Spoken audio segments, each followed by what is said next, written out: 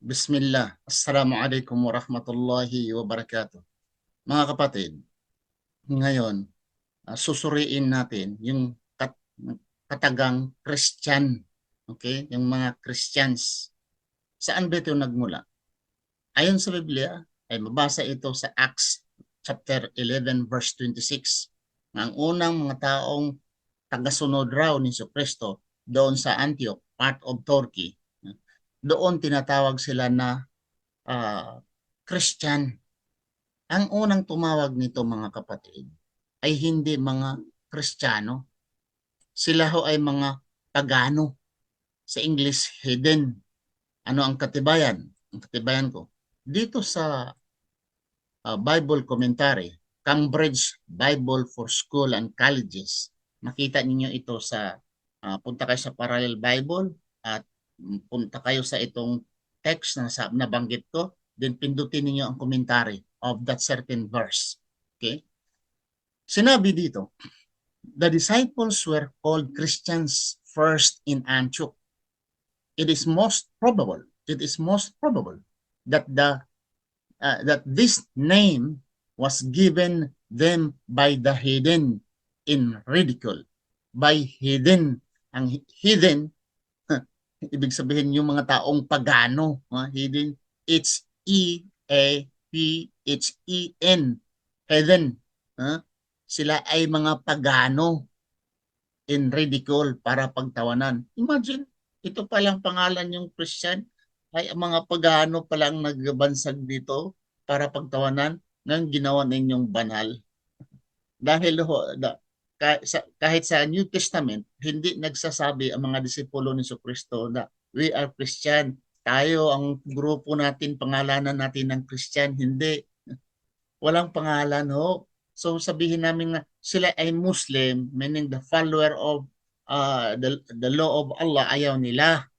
So dito na kayo sa pangalan na Christian. Ay ang nagbansag nito, ang nagbansag na Kristiyano ay mga pagano pala ito. Hindi pala Kristiyanos. Di ba magtawag tayo ng pangalan, dapat tayo ang magpili. Kagaya ng Philippines.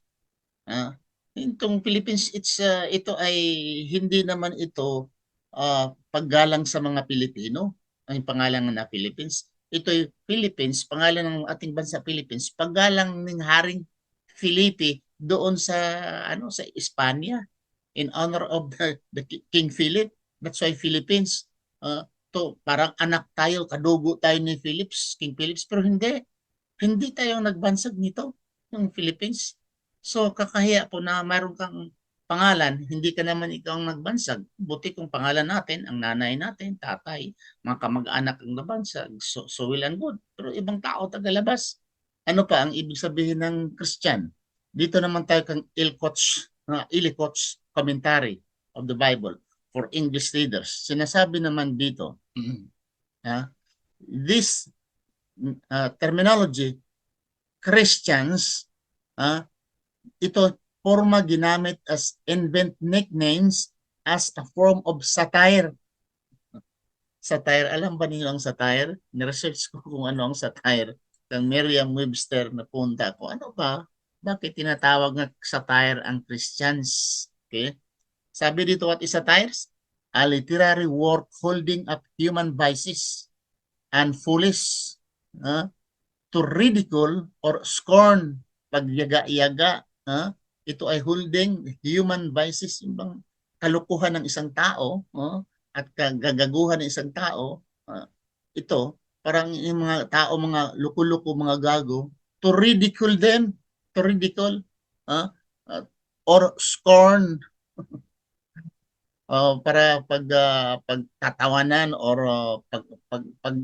pagagalitan para ba sa mga Muslim.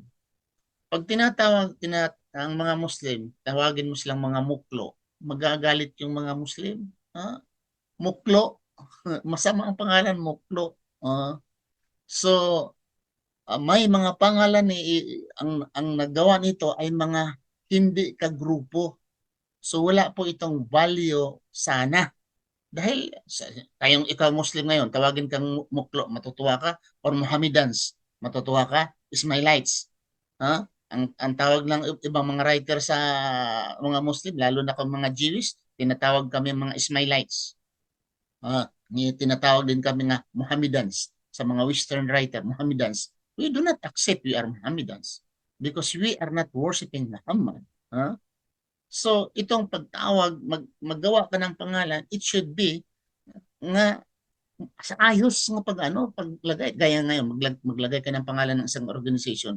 Di ba, pipilian pa ninyo, magbubutuhan pa kayo anong pangalan? Kung may certain organization, magawa kayo ng organization. Di ba, magpili kayo ng pangalan at magbubuto pa kayo ang magandang pangalan, yung ibabansag ninyo? Ha? Hindi kayo gawa-gawa lang pangalan, itong pangalan natin. Hindi.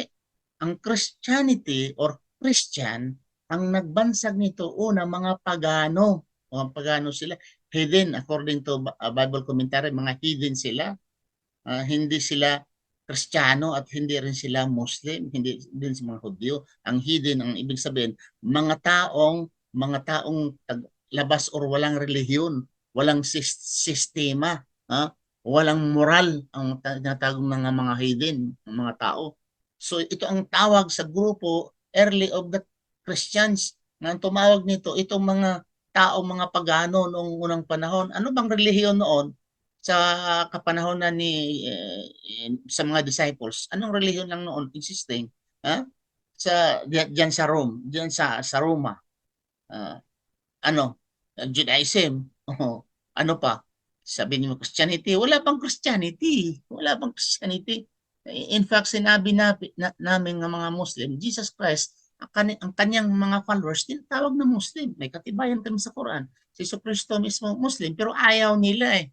So ito na lang galing sa pagano, Christian, ang ibansag, dahil maganda ito dahil galing ito sa mga taong mga hidden or mga pagano, mas pinili nila ito. So ang pinipilit nila na ang Muslim ay nag-start lang ni Prophet Muhammad sallallahu alaihi wasallam. Okay? Pero kung tatanungin sila, alam ba ninyo anong kahulugan ng Muslim? Sa Bible nga, nandiyan Salam, the King of Salim, nandiyan ang ibig sabihin ng Islam, Salam, Salim, yan ang kahulugan eh. Basahin nyo sa Hebrews, nandiyan, Melchizedek, the King of Salim. Nandiyan, ang Salim or Islam or Salam existing before the birth of Prophet Muhammad sallallahu alaihi wasallam. So ito lang po ang aking masabi mga kapatid. Dito tayo sa specific pangalan na Christians. Ito ay hindi ito pangalan na pinili ng mga followers of Jesus Christ. Hindi ito pagmamahal, hindi ito respeto, kundi ito ay to ridicule, pagtawanan lamang ang grupo at a satire. Tingnan niyo dyan mga kapatid. So at least this is a new information. Medyo manghang man sa inyong pangdinig. Medyo mapakla.